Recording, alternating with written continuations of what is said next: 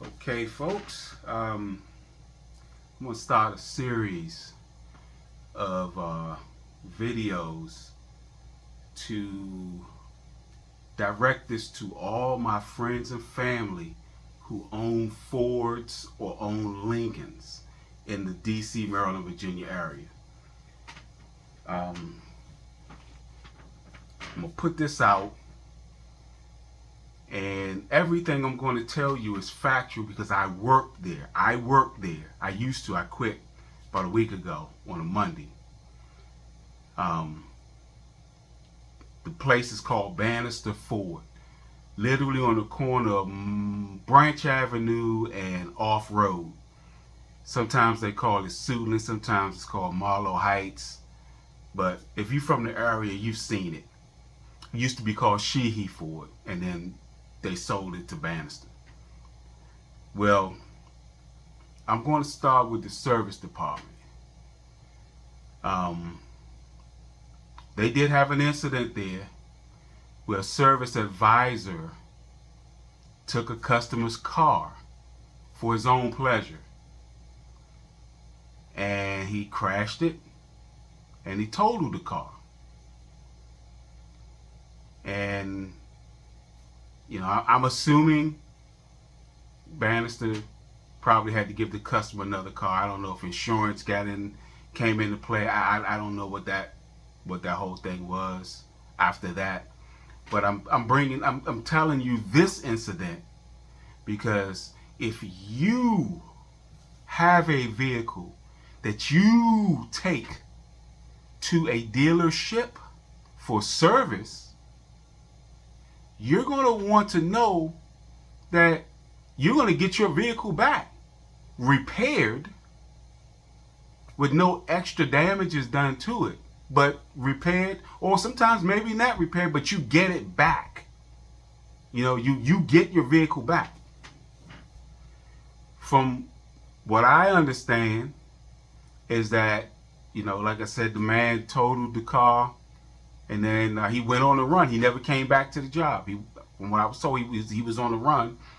I don't know to this day if the police have gotten him or not. I don't know. But his position has been replaced, and I can't, really say anything negative about them from when I left. That group of service advisors were good people, and I believe they are good people. But as we go along with these, there's a lot of things that I'm going to explain, tell you about. The place, for one, is toxic, quite toxic. It's a black-owned dealership, but a lot of times I've seen the man that owned the place come through and people speak to him. He won't even open his mouth and say hi to him every now and again. So if that's ownership rolling like that, you can imagine what everything else is like. I mean, it's toxic. Here's an incident that took place with me. I went to deliver some parts. I had to go into Alexandria, Virginia, and then go into DC to deliver over on Bladensburg Road Northeast from Alexandria, Virginia down there on Route 1. And then in between, in the PG County cluster, there was a few pieces here and there I had to, drop off. So I go on my way, and it's early in the morning. And if you're from the area, going across the Woodrow Wilson Bridge ain't a piece of cake. And plus, they're doing construction like sometime before that, before you get to the bridge. So I'm in traffic. But I make it to the place. I get there. Them people don't know what I'm there for. All I heard was all I was asked to do was go there and pick something up. Never told what I'm picking up, who to contact, none of that. Just go over there and pick it up. They placed the order for it. I get there, them people don't have an order for it. They don't know anything about it. So I call back, And they said, oh yeah, let me put the order in. So they did it, and then I got it. So so that was a little bit of time. So I waited. Everything got done. Then I got the word that they placed the order. I went back in there and I got it. Now I'm on my way to Northeast DC. This is in the morning during rush hour. So I'm coming back across the bridge. Then I had to get off on 295. And as I get on the 295, I make it up almost near Pennsylvania Avenue. But traffic got blocked. It was bad. If you know the area, you know the area. Traffic is bad in the morning, just bad. And if you know the DC, DMV, Beltway, and so all that, you know that our rush hour traffic ain't nothing to be played with. Takes a special kind of person to sit and endure that. So on my way there, I'm sitting in traffic. Then wind up having to go needed to use the bathroom. Not the one where you stand up. So I called somebody, say, hey, you home? Like, yeah. I say, mind if I come by use the bathroom? Like, yeah, come on. So I jump off the exit, hit Pennsylvania Avenue, go use the bathroom. Now while I'm in there using the bathroom, in the parts department, they got this Puerto Rican lady in there. No, I'm gonna call her Puerto Rican girl, because that was she act like a girl. A little stupid ass girl. So get in she's calling me, and I'm like, why is she calling me? Turns out, which I knew this was in there, they put a air tag in the truck to watch where I go. Which I don't mind that. I didn't even care about it. Because I would never do anything that I shouldn't be doing, or going someplace I shouldn't be going, or didn't have a reason to go while I'm working. So that means, make the deliveries. And if you gotta use the bathroom, you gotta use the bathroom. Ain't nothing you can do about that. That's just it. If you gotta use the bathroom, you gotta use the bathroom. So I see her calling, and I'm like, why is she calling me? I was like, forget her. I didn't even answer the phone. It's about 2 minutes later, the manager calls. I go, hello? First thing comes out of her mouth is, where you at? So, I'm using the bathroom. Oh, okay. Well, how long before you get to this customer? I'm 15 minutes away. So I went to do that. Made the delivery, made all the other deliveries, and I finished, and I went back in. It was on my mind because I was going to say something, because first off, the manager ain't the one tracking me. It's the Puerto Rican girl. Why is she tracking the vehicle? See, she's the most toxic person left in that company. And she works in the parts department. And if you go on Google, you start looking up their, where people leave comments and stuff, where they rate them and all that. There's a host of complaints talking about a female. Well, that's who they talking about. And I personally have witnessed her be mean and evil to people, customers coming in trying. They're going to spend their money to buy these overpriced original parts. And she got an attitude with them, being mean with them. When you working on your car, you don't work at the parts department. So sometimes you might not know you need to come in there and give them the last 8 digits of your VIN number. You don't know. You're just trying to buy a part. You don't know how that system works. You don't know how that company works.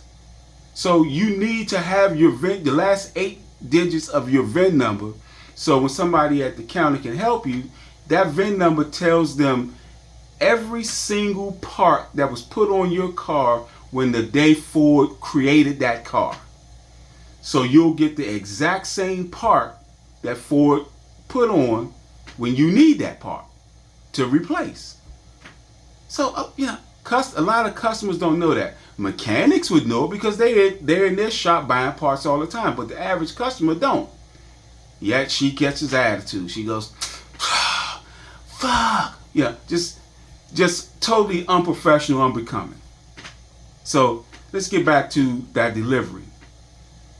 So I came back and I was going to say something to the manager and explain to her, when you use the bathroom, what is all this about? Why is this like that? Like that's a problem. You don't have a bathroom in the pickup truck. What do you want me to do? I'm not going to do it on myself. So anyway, they bought another thing that was kind of messed up. They brought their little kids back to the job. The Puerto Rican girl brought her little kid, then the manager brought her little kid. You're talking a parts department at a Ford dealership where there's a warehouse with heavy parts in there and parts being put on the counter for the technicians back there to get. You don't know if this child gonna get hurt. But hey, ain't my child, ain't my problem, ain't my worry. If Banister Ford don't care about it, neither do I. I'm just putting it out there. So I go to the GM, tell him about the incident. This is a Monday, I'm talking to him. Tell him about the incident. This man tell me in layman's terms, I was wrong for having to go use the bathroom. Says, I was wrong for having to go use the bathroom. Mind you, there's no bathroom on a pickup truck. I didn't have to go while I was at the place to get the pickup. I was on my way to the next stop from Alexandria, Virginia, going to Northeast DC on Bladensburg Road. But I'm in traffic. I could have used the bathroom when I got to the destination, but I'm sitting in traffic. It's backed up. 295 is backed up. Not gonna go on myself.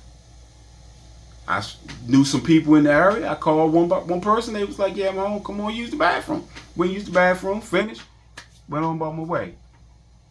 That's when I decided to quit because that made no sense to me, none whatsoever. If you gotta go to the bathroom, you gotta go to the bathroom. As long as if you gotta use the bathroom, you go do what you gotta do and keep it moving. It should not be a problem. But apparently, I was wrong for having to use the bathroom and went to use the bathroom. Right. Long story short, let me sum this thing up. Service. I implore you guys, if you're going to take your car for service, don't take it to Banister Ford, even if it's convenient. Even if it's convenient. You want your car back. You want the work done right. And you want to feel like you are appreciated. Take your car to Lanham Ford, Waldorf Ford. I'd even suggest Upper Marlboro Ford, down there on 301. Those are the three choices I would. If I was if I owned a Ford, that's what I would do. Or Lincoln, that's what I would do. But by all means, I implore you, all my friends and family, anybody who gets this message, you don't want to go there. You don't want to go to that place. Because they don't appreciate you. You spending your hard-earned money, they don't appreciate you. If they're allowing that toxic ass Puerto Rican chick in parts to manipulate the manager to do what she wants done, to do what the Puerto Rican chick wants things done her way, and she's not in management. But she gets away with it. Well, they got the right guy this time. Because I'm not that guy that's going to turn the other cheek and walk away and let you guys have to deal with it. At least you'll be warned. And I'm not going to fall down and lay down. I'm not that type of dude. If you know me, you know I come back at you. I come back at you hard and I come strong. So let me, and I'm going to be transparent on everything. I hate that fucking place. I hate it. They got a GM there that has never been a GM ever for any dealership. He was the guy, from what I understand, he was a guy that would order special parts or something like that. He was like a vendor for somebody that might have worked at a dealership, and they needed something. He worked at a place that they were the vendor. They would sell it to that Ford dealership or whatever. So my guess is he either A, knows the manager, B, knows the silent partner manager, who's a pastor, but somebody, some kind of way, got him in front of them, and they hired him. And if that's his way of thinking, that's his way of thinking. I mean, in that first week of being on the job, I think it was like maybe 2 days on the job, I think it was. Instead of addressing or getting with all of the departments to see where things are lacking, first thing this man do is have the porter wash the men's room and the ladies' room door. And then when that didn't get clean, he had him paint the door. But you got all this discord in this place, all of these problems going on in there. You're worried about the door. Cool. Again, not my problem. I'm just letting you guys know that that's the type of place it is. That's the type of place it is. And you might want to avoid that for your own satisfaction. Why should you have to deal with anything stressful when you're taking your car in there to be serviced? And I feel so sorry for them customers. I even have a cousin took his truck there to be serviced. And some kind of way, they charged his credit card twice. I think the amount was like each time like $2,500. And he went there. He let it be known. They eventually gave him the extra money that they took, but he had to go there and fight for that. And he had made calls to them trying to resolve it before he went up there. Him and his wife went up there, and they finally resolved it. But he had to act like a fool to get what was rightfully his back. So again, and they didn't resolve his problem that he took the vehicle in there for. The vehicle still didn't get fixed. Yes. So I'm just letting all my friends and family and anybody who even cares to listen about Banister Ford on Branch Avenue and off-road. This is just part one. There's going to be another part next week coming. And I'm going to focus that one more so on the I'm going to focus that more so on the parts department and how scandalous the management is over there, and how the actual manager was about to get fired, and the Puerto Rican girl was about to get fired too. But the two managers that was going to fire, the general manager was going to fire the manager because he had built up a case and he was about to get rid of her, but they fired him for something. So I think he might have been a crook too, but he was going to fire that manager. And then there was a assistant service manager that she actually left. She was going to fire the Puerto Rican girl because she got tired of all of the complaints that was coming around. She got tired of all of the ineptness by this woman. But then she went on vacation and she realized how much she didn't like the place. She came back and she left and went to a better job. Still in the auto industry, but she went to a better job. So that's all I wanted to get off my chest for the first one. And again, Everything that I'm saying is factual. It happened. I was there. Saw it with these. Yes. Saw it with these. Then I'm going to also tell you about, before we go, since we're talking about service, tell you about this one incident. They had a technician, transmission specialist, working in there. He come to work high off of what the drug he was using. It was a hard drug, heroin, to be exact. He was found folded up in a corner nodding from being high off of what he had.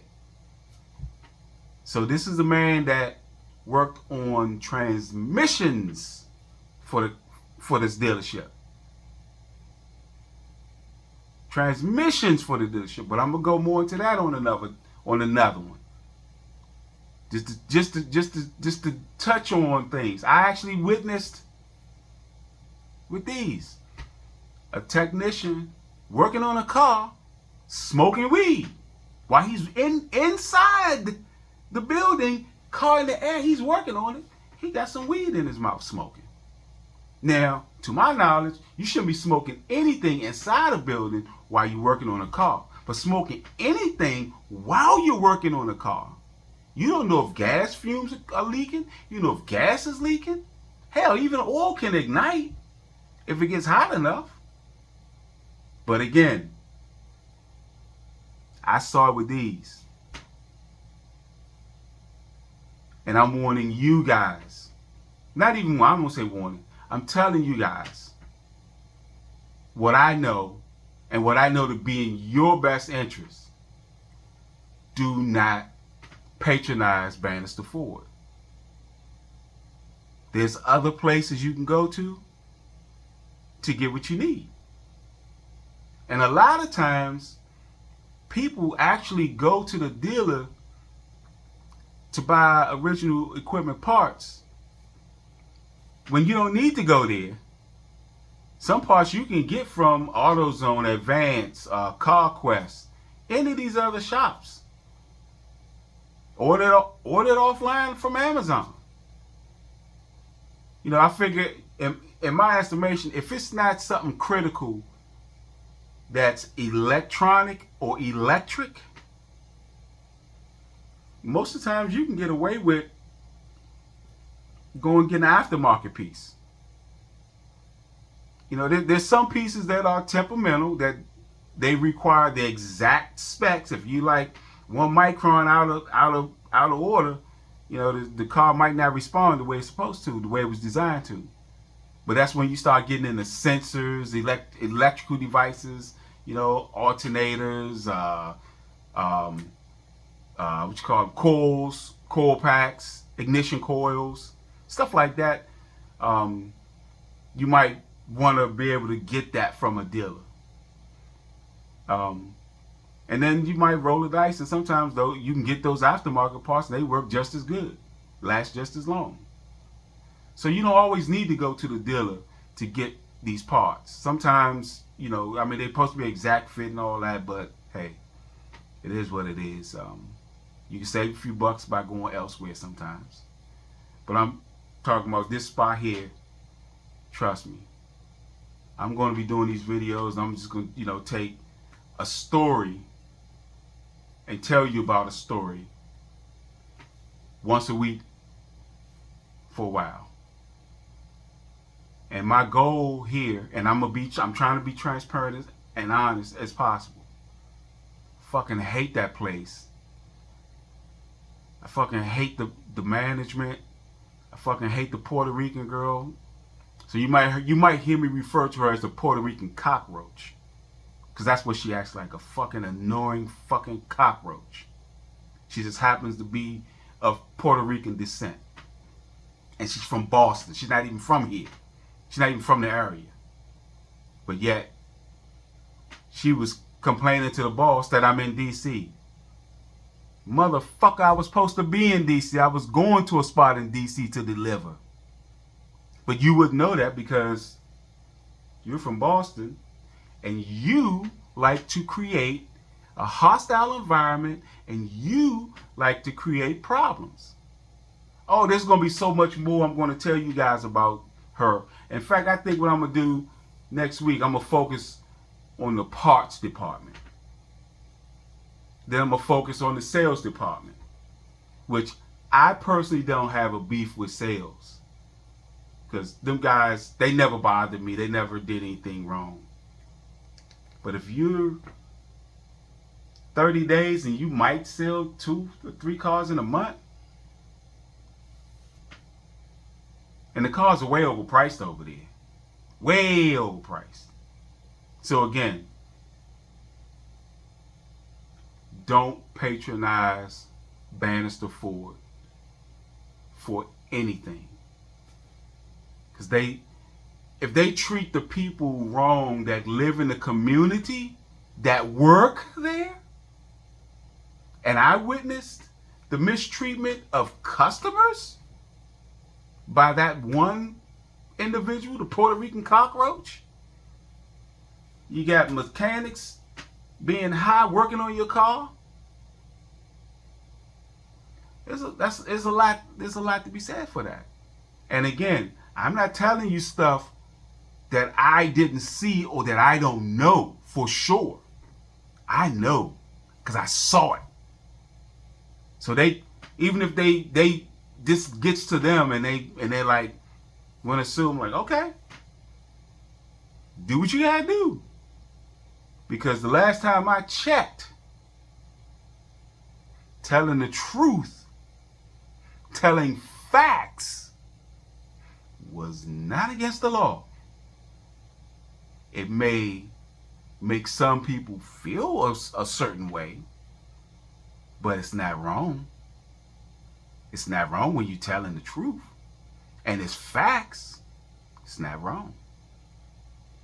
Okay, my good people. Just remember what I said. Service department, they had a guy who had a heroin addiction on staff working on your vehicle, on your transmission. He was the transmission specialist. I saw a guy in there smoking weed working on a car. I saw it. Puerto Rican girl in parts, mean and nasty, and very vindictive, and just has a problem. She had a problem with me. She wants to be in control. She's not management, but she wants to be manager. She's got her hand up the manager's back as the puppet master, and the manager goes for it. So that means that they must be close friends outside of that place. The GM, in my estimations, he ain't qualified for that job, but he got it some kind of way. There's been no improvement to anything that I know of while I was there, when he got there. There's been no improvement. Oh, let me take it back. The doors were washed and painted for the men's restroom over the side where the customers sit at while they wait for their car. All day. Yeah. And service advisor took a customer's car, crashed it, totaled it, and went on the run. So that's it for the first edition. Second edition will be out next week. Peace out, everybody. Don't patronize Banister Ford on Branch Avenue and Off Road.